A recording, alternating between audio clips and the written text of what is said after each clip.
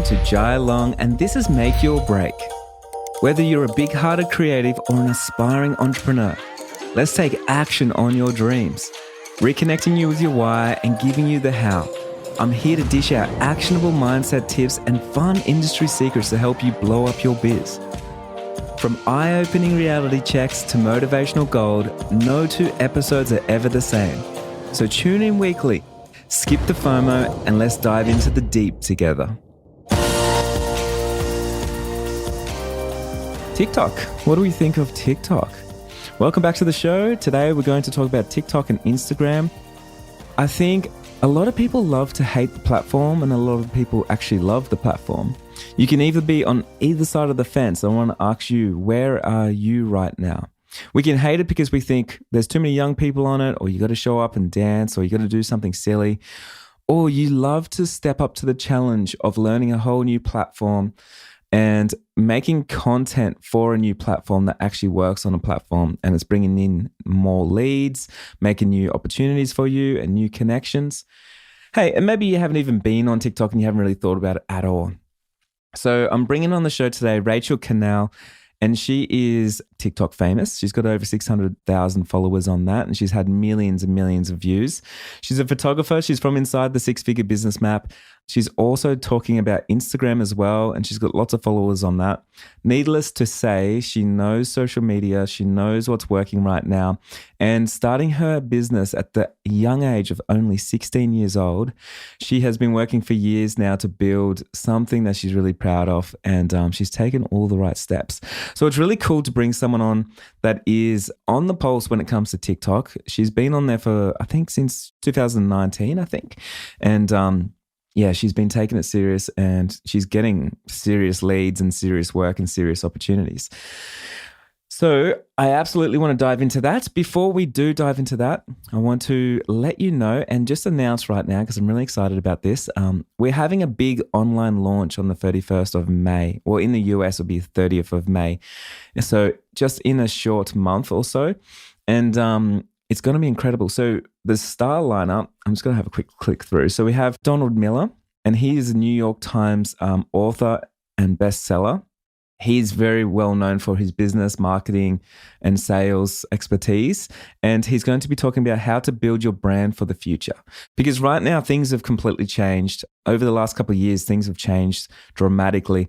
The way that we view brands has changed. Consumers have completely changed of the way that we actually buy a lot of things. So it's really important that we reset and we see what is actually changing. So I'll be talking as well. My talk is must-know strategies to maximize your impact. Cara Mia, an amazing wedding photographer and educator. She's talking about how to create intentional content, which is content is key in today's future. And you'll see when we're talking today about TikToks and Reels and things like that. When I say TikToks, I sound so old. TikTok, making videos, making intentional content, and making sure it lands at the right time. So Leelou, which is my wife, she is a website and brand specialist. She'll be talking as well. Her talk is on how to convert your website traffic into leads. We also have Megan Brown, and we're doing a behind the scenes documentary on how she can book her first international wedding. So that's going to be incredible. The cool thing is the entire thing is free. And when you sign up, as a reward for early bird access, I'm going to give you over $1,000 worth of coupons and digital discounts to all my favorite brands. So that's worth $1,000 USD just for signing up, which is crazy, and it's free, and it's just nuts. There's so much value in this workshop. So at this workshop, we've been re-recording the whole business map, a whole flagship course, from start to finish, making a whole workbook for the whole thing, and yeah, it's going to change the game in the wedding photography industry. And all of that is dropping on the 31st of May. And we're going to announce that at this launch, at this free workshop. So if you do want to head over, definitely click on the link below in the notes of this podcast episode. Put your name and your email address in, and I'll send you the ticket. It's going to be a game changer. I want you to be there.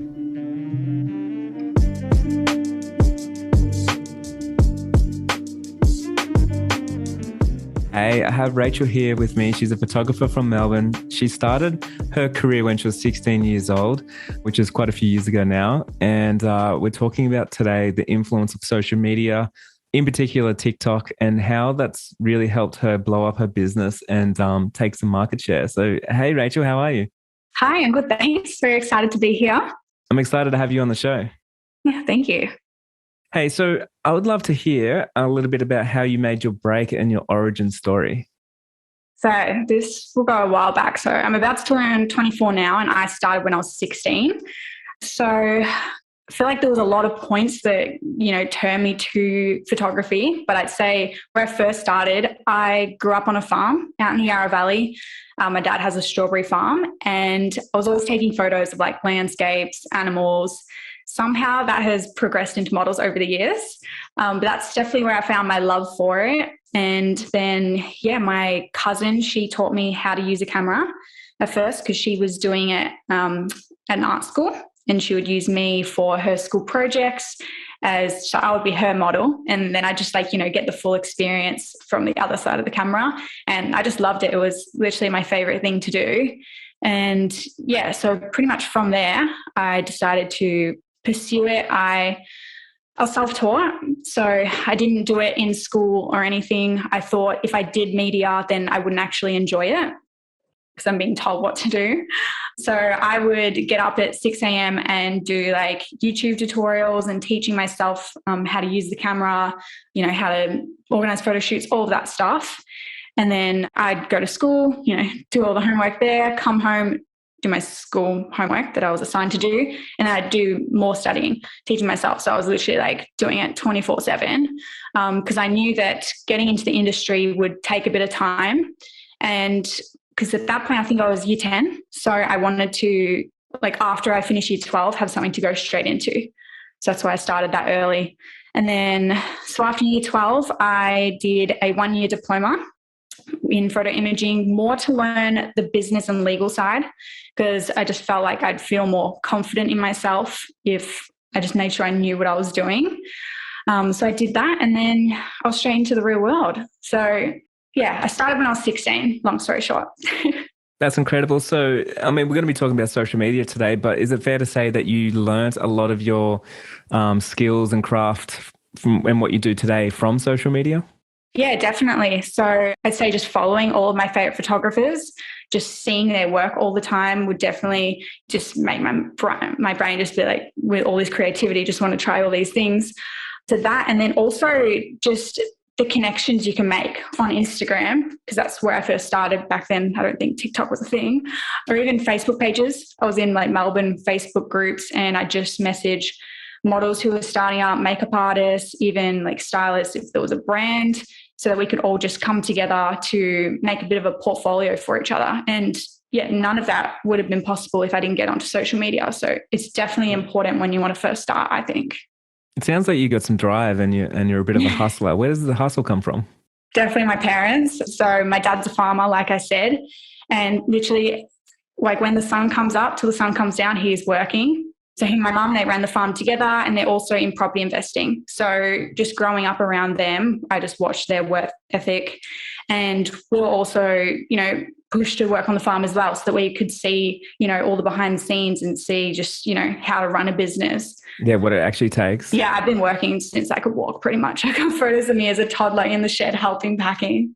Yeah, cool. It's so interesting because I guess like, talking to anyone, especially if you started young and you've got a successful business, a lot of the times like people are sort of waiting and expecting something to happen for them, and they don't go out there and make something happen. And it sounds like you've really from the very start like realized the amount of action you've got to take to hit those unrealistic goals, and you've basically been pounding at those goals. Yeah, pretty much. So tell us how social media has helped you build your whole business.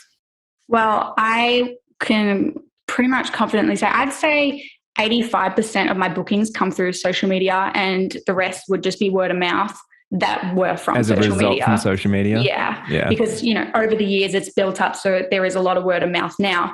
But in the beginning, Instagram. So I only got on TikTok, I think, was like December 2019. So it's kind of recent. For that, literally every booking I got would come through Instagram, because it's just an online portfolio where everyone can see your work. Totally.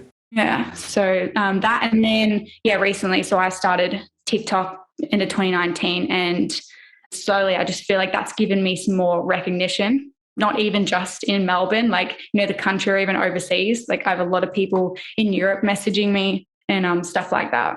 Was TikTok like an easy platform for you to sort of see and sort of realize it was going to take off? So I didn't really believe in TikTok when I first saw it. I said it's going to be like Vine, like it's going to flop, like it's not going to be a thing. So I didn't really talk the best of it, which was kind of embarrassing when I started like, posting full on it and everyone's like, what are you doing? I thought you didn't believe in it. So, but one of my friends, she blew up on TikTok. So she was a busker and, she only had like 5,000 followers. She posted one video and I think it got 120 million views.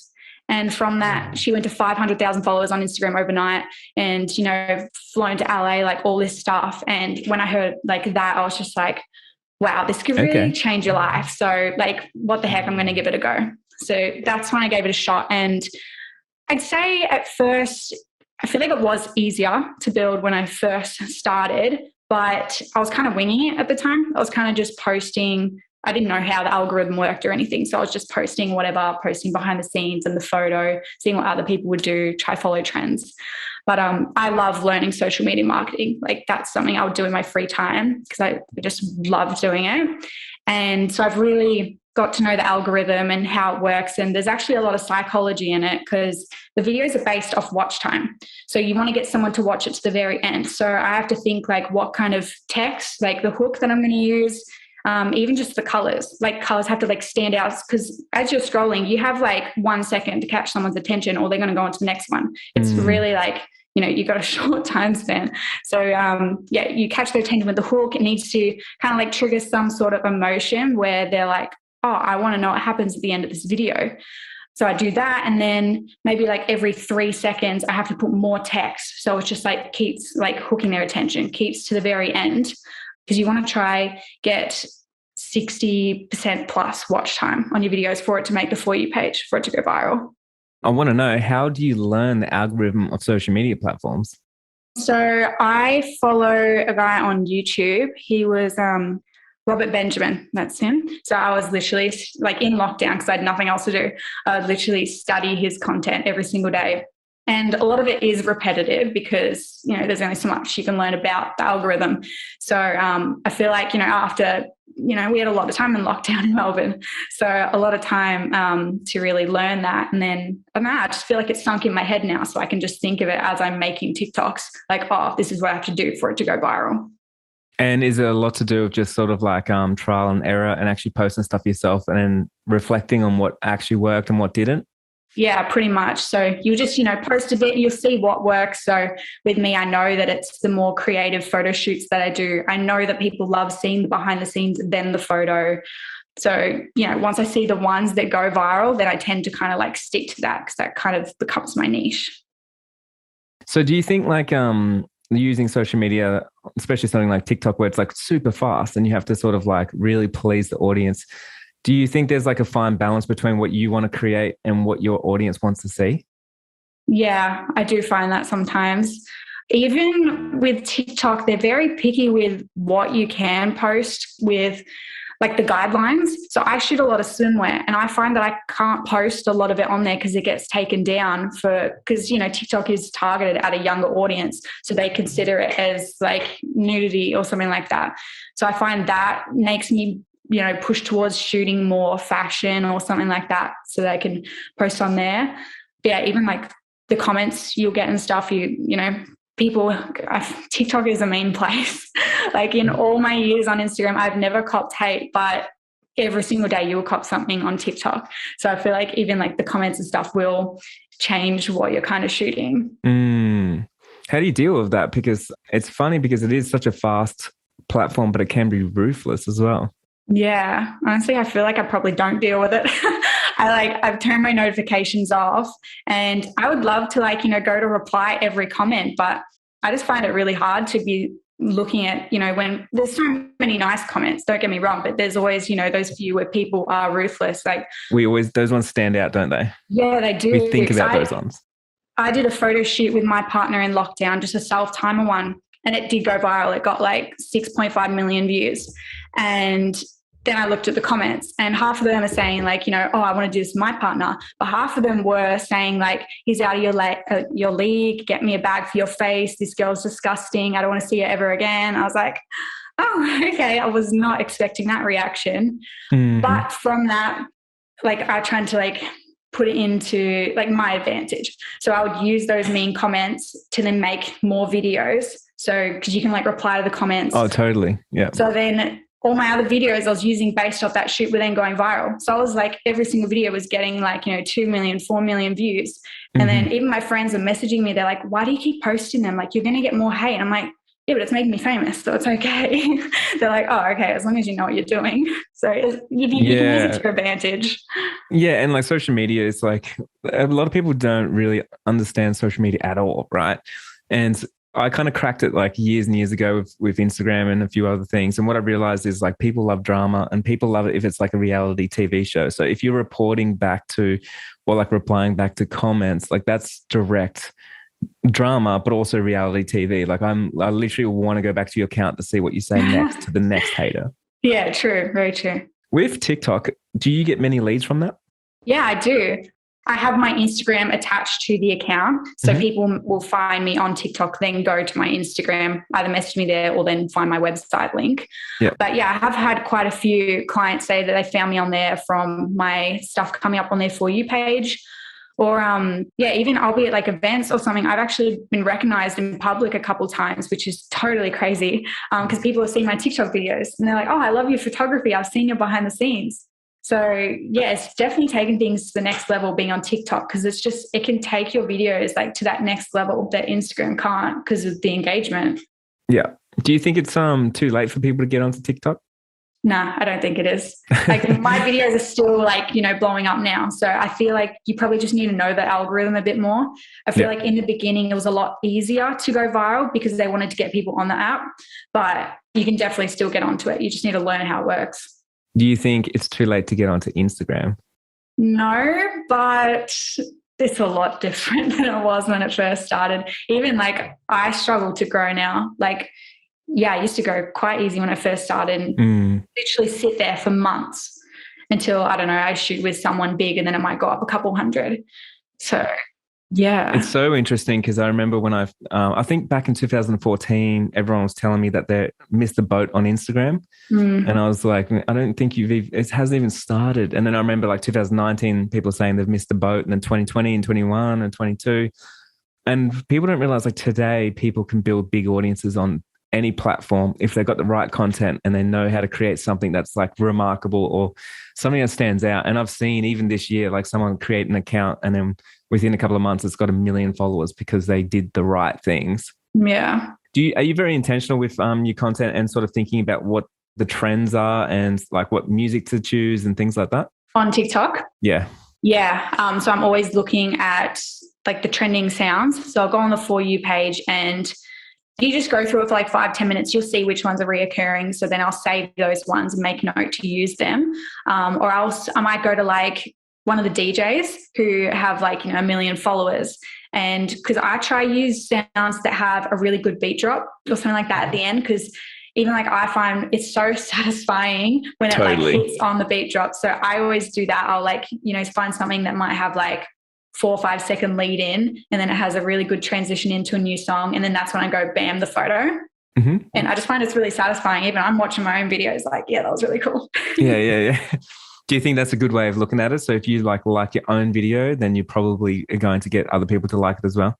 Yeah, I've found that like even in my videos, I knew which ones would go viral before they went viral. Yeah, absolutely. Like I feel like it's better to just spend more time in making like, 5 videos than trying to smash out 10 that might just get like 10,000 views when you can go for 1 million. It's funny because a lot of people kind of do social media wrong. And one of the ways they do it wrong is they post content that they don't even like because they think just posting content is the thing to do.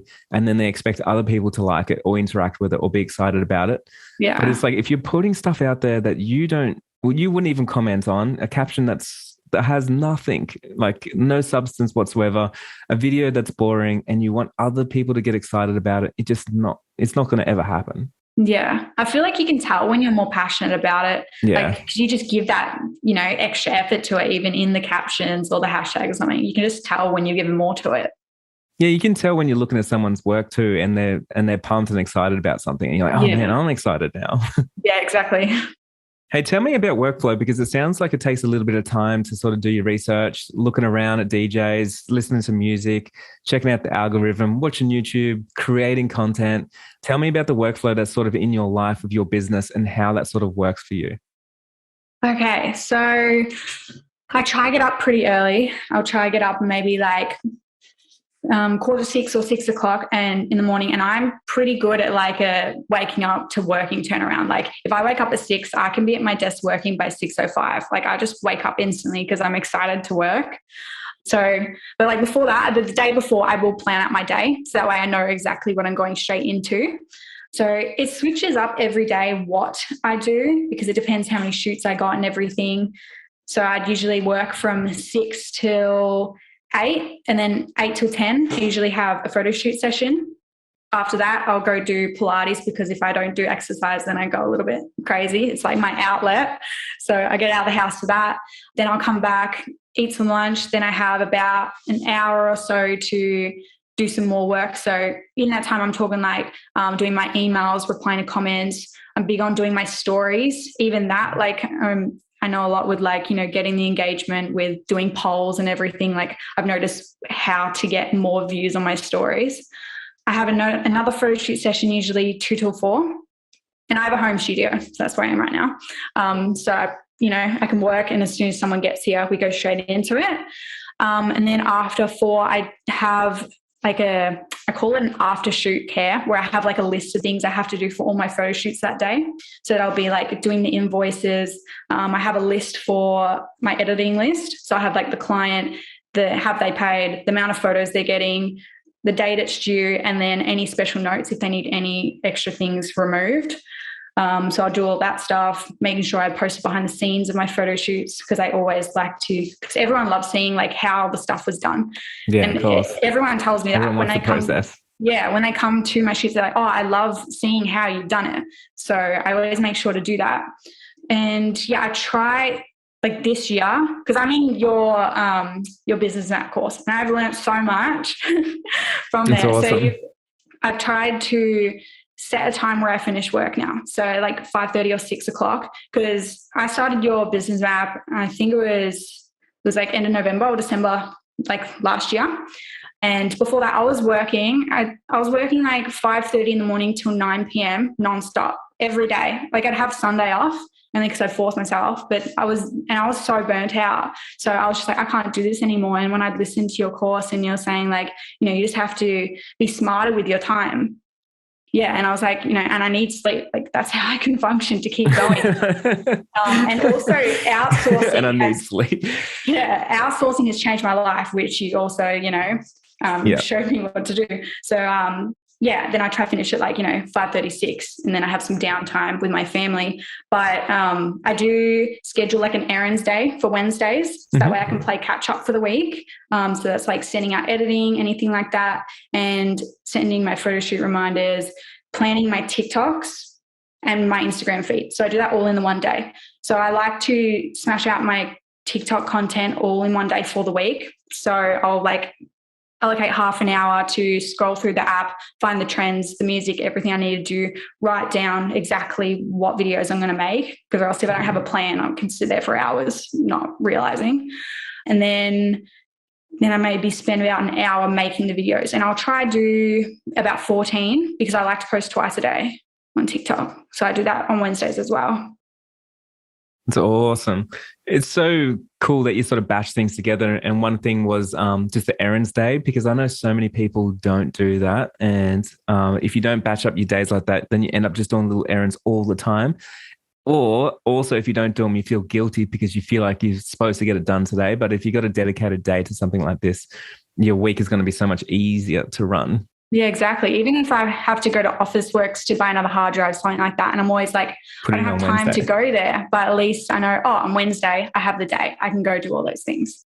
Yeah, that's awesome. Like one thing that I've done throughout my career, this is like a little hack for everybody, is only have client meetings on like one day a week because I don't like to get dressed up every single day. I like to sort of just like, cruise into work. But one day a week, it means I just need to clean my studio one day and then get all dressed up and then have everything good and have fresh coffee in there and all, whatever else. But then if you do it every single day, it means it's pulling me away from work all the time. Yeah, exactly. Yeah, that's cool. So when you're talking about like sort of the workflow for like TikTok and stuff, do you do that just once a week for the whole week, or do you do it for the month? I usually do it once a week. So I'll try to do it on Wednesdays. So like I said, half an hour for planning and then an hour for making it. When you say making it, are you talking about one post or 7 posts? 14. Or 14. Yeah. Okay, there you go. So, it used to take me a while to make them, but I feel like I know how it works now, so I can kind of pump them out. And especially if I spend that half an hour planning it, I feel like that takes a lot of the time. Totally. And so you're aiming to do 2 posts per day? Yeah. So with Robert Benjamin, that guy that I was studying, he says like what times work for you best. And I actually did pay for, he did like an account look like overview kind of thing. Oh, cool. So I paid for like that. Like an audit. Yeah, it was like $50. It was awesome. Nothing. So I was like, let's try that. And he told me, what hashtags to use, what videos I'm doing are working really well, and also the times to post. So he did recommend to post 3 to 4 times a day, but I just struggled to get that much content out with the amount I'm working. So I was for a little bit doing 3, but now I've brought it down to 2. So I post at 3:55 p.m. and at 9 p.m. Do you see a big difference between when you were posting 3 to now posting 2? I do. I feel like, I don't know, because when I would watch his YouTube videos, he would say like more content, the better. It's not going to affect your views or anything. And he'd be like, as soon as you start, you should be posting like 10 videos a day. That's what he said. And personally, like maybe for other people, I just find it didn't work for my account. As soon as I would start doing more, my views were lower. Yeah. So, and like they were the same, like I knew this, like the quality, the standard of them were the same. So it wasn't the video, but if I just post 2 videos, then I find they could get like, 100,000 views or so. If I was doing 3, they'd only get like 4,000. So it didn't make sense. Yeah, I've kind of done the same. I've done an experiment where I started posting like 3 or 4 times on Instagram per day, but then my engagement completely died. You do get overall more engagement because it's like less on more posts. So I did get more overall, but people kind of sort of started unfollowing too because I was like, man, this dude's just slamming me. Yeah, too much. Yeah, that's so interesting. I think a lot of people would find it daunting just to even do 2 posts per day. But the way that you're sort of putting it together is just saying like, this is part of my work life. This is literally part of work. This is what I got to do every day. This is at the time that I do it. And it's just part of the workflow. Is that right? Yeah. And it is very time consuming, but I feel like because I enjoy that part of my business, it's okay. And I consider that my marketing because so I don't pay for ads or anything. I find my most beneficial way of marketing would be TikToks and doing test shoots, like shooting with influencers or models and getting really creative, because then I use that content to make TikTok videos. And that's always the stuff that goes viral because it's not normal. It's very out there. Yeah. That's so cool. Do you actually plan a lot of like things like that where you're like lining up with an influencer or doing something a little bit completely different just to because it's going to perform a lot better? Yeah, so it kind of goes through waves with how busy I am. I feel like I've been kind of lacking the last 2 months. I've maybe done 1 a month, but I do really enjoy it. And I feel like it just lets me be creative and, still stay in love with photography. So I have actually like set my 3 goals for the month, and it was to do 3 test shoots this month. And ideally, I'd love to be doing 1 every week or fortnight. Because, the content, because even like 1 test shoot, I could make 4 to 5 or even more TikTok videos out of it. Because you can just, you can make the hook different. You can make it different. Then you have different photos as well. So there's a lot of ways you can turn it. Hey, I know you got a big following on TikTok. Can you actually monetize that as well and collab with people? So it's not just directly for your business where you're booking clients, but you can actually advertise or do other things like that?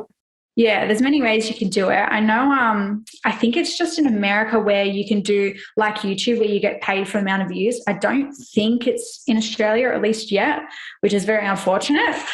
Yeah, so they can get $1 paid, you know. review. Yeah, I doubt it would be that much. But yeah, however, you know, much for a view. There's that part. Then they have added a part where you can accept like brand deals on the account. So you can like sign up your account for it, which I've done. And then a brand might send a thing, say, hey, we want you to do this, and send like their budget, and you can like accept decline. So it's through the app, or else people can just come to you direct. So I've done that a couple times. Like, because when I first started my TikTok, it was very travel based because I was traveling a lot pre-COVID for photo shoots. Like every few months I was overseas. So I had a lot of like Maldives content, Mexico, and all that stuff was going viral, as you can imagine. So I had a travel app message me, and they're like, oh, we want you to just promote our app, and that you can, it's kind of like Pinterest for traveling, where you can like save where you want to go, and then, you know, for future reference. So I don't know how many followers I had at that time. I might have had 200,000, and I didn't really know what to charge. So I think I said $200 for a post, and they got me down to 150. And I was like, okay, because it was my first one. I was like, whatever, let's give it a try. So I did 150, and that video ended up getting 1 million views. Wow. So that's the best $150 they ever spent. That's pretty good. So now looking back, and I was like, oh, I could have done a bit more money there. But you don't know how it's going to go on TikTok. Like that video could have got 10,000. It could have got 500. Yeah, I guess you kind of just need to maybe do a base amount, and then how it performs, maybe add more. I don't know. But yeah, something to explore there for sure. Yeah. Do you think like right now you would put more time and energy into TikTok than you would Instagram? Yeah, definitely. So with my Instagram, I probably spend 15 minutes a week to just plan the posts. So like, you know, have a scheduling app, plan it all, do the captions. I have reminders on my phone. I have so many reminders. My family hate it. Or like alarms, like every, you know, hour there's something going off. So I don't have to do too much for that. I feel like I spend more time on the stories. I try to post a few stories a day so that my little icons are always at the top, always staying in people's heads. But yeah, TikTok I definitely give a lot more effort to, because I just see so much more potential in it. Like it can literally change your life overnight. I know so many people who have, even businesses, like one of my clients that I shoot for, lash therapy, if you've heard of them, they do like eyelash serum, and they blew up on TikTok as well. And in their first year, I think they made $800,000. It's amazing. Like, how does that happen? There's such a big opportunity there waiting for us. Yeah, definitely. Do you think your consumers, your like clients, they are sort of more steering towards TikTok as well, and like probably stepping more off Instagram, putting less time into Instagram? Yeah, I feel like maybe TikTok is kind of like you're either a watcher or a creator. Totally. One or the other, but either way, you're on the app. And I do feel like I've noticed, you know, over the last couple of years that it has kind of like transitioned to more people being on TikTok. Because in the beginning, everyone was like, no, TikTok's for kids, it's for dancing, I'm not getting on there. Like I did in the beginning. Yeah. But then I feel like probably COVID and the lockdown did have a big impact because we had nothing else to do. So everyone just went on TikTok, and it was very entertaining. But when you couldn't do anything every day, even that's when I put a lot of effort into it. So I was like, I've got nothing else to do. I can't work for 2 years. So I may as well, I didn't want to waste the time. So that's why I put so much time into TikTok. So that way, at least when I come out, I have something to show for the last 2 years. And I feel like they have said that the age range has like gone up. So in the beginning, it was targeted at a lot of kids. And I think they said the age range is kind of like 23 to 27 or something now on TikTok. It may have even gone up more. So for wedding photographers, it's basically perfect. Yeah, I've seen heaps of wedding photography on there. Yeah, it's so interesting. It's cool how things sort of change and ebb and flow and stuff. And there's so many platforms for us now. So I think too many people sort of think that like it's one platform to rule them all. But really, like what you're saying is you're on a platform that you are excited about, and it best works for you, you know? So maybe you're not great at writing. So you don't want to do you don't want to be on Twitter, or you don't want to do big, blog posts, and you don't want to do things like that. Other people, they would hate to be in front of a camera, or they would hate to film things, or they'd hate to do all those things. And like TikTok might not be for them, but there's enough room for all of us to find our niche. As long as we're passionate about it, we will actually stick to it, and we will do it again and again and again to get those results. Yeah, I couldn't agree more. Yeah. Hey, just to sort of finish off, can you give us one hack to get some more engagement on either Instagram or TikTok? Okay, so I'll probably go.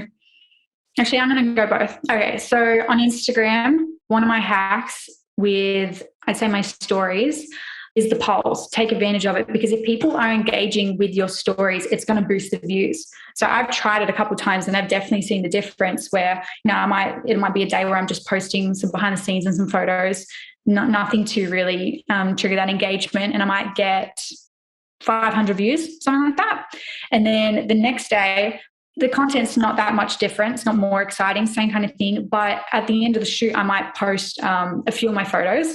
So everyone loves to do this, where I'll do like 2 photos and I'll say, which one's your favorite? And I'll do the poll, and I'll do 1 or 2. And the amount of people that message me or come to my shoots and they say, oh my God, I love playing that poll game you do on your story, because I call it like the poll game. I'm like, okay, guys, another poll game. I love the poll game. Yeah, because it's like, oh, which one am I going to do? Oh, yeah, and you want to know which one everyone else has done. Like, am I right or am I wrong? Yeah, exactly. So just doing that, my engagement can go up to 1,200. So it's more than doubled. Wow. From just doing that. And then after that, I like to link my website or something. So then I know that heaps of people are seeing the link. So that's when I usually put that there. So that's for Instagram. Actually, another one for Instagram with Reels.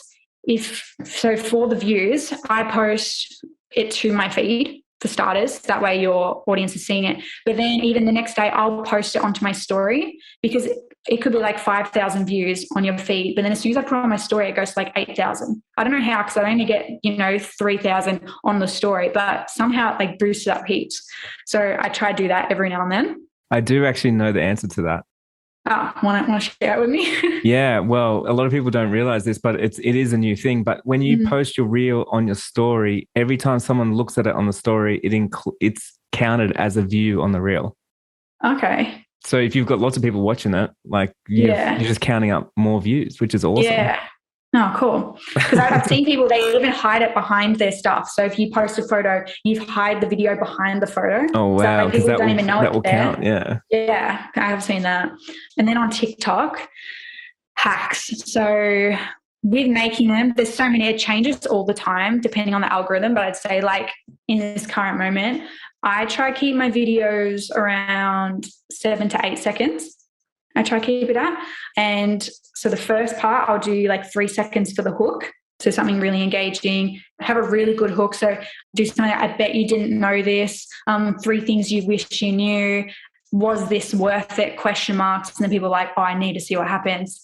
And then, and then you can just depending how long the video is going for, then you can say that part of the text can then expire, going to the next one, but we went to a cliff and did this, ... So I always do the ... because it makes people wonder. And then going to the next one, and then you kind of post the photo. Yeah. So I'd say, the hook is a big one for that. And even that time. But like I said before, there's so many tips for TikTok, the music I was saying with the beat drop, that even at the end of your video, if you put a, follow me for more, then I've seen so much difference in that. Before, I think that's good. When I started doing that, because I learned that from Robert Benjamin, when I started doing that, I gained 200,000 followers in 4 weeks. Wow. As soon as Such a simple call to action, hey, and everyone forgets to have a call to action. Yeah, and he'd been saying it so long in his YouTube videos, and I thought, but I don't want to be too salesy. I don't want to annoy people, so I didn't do it. But then when he sent me that thing telling me exactly what to do, and he was like, if you don't do these things, you're not going to see the results. Don't come crying to me afterwards. So I was like, okay, well, I can't not do what he tells me to do after he goes and says this. So I'm like, I'll give it a try. I'll do everything he says so he can't have a go at me. And it worked. It worked. So now I just always do it. That's so good. It's actually so cool to hear right now, because I'm literally right now, before I was talking to you, writing out the sales module for the new business map. And I'm talking about the call to actions and how you got to do it, and how it's not like a sleazy sales thing. It's just like simply you need to show people what the next step is because they sometimes don't even realize and they want more.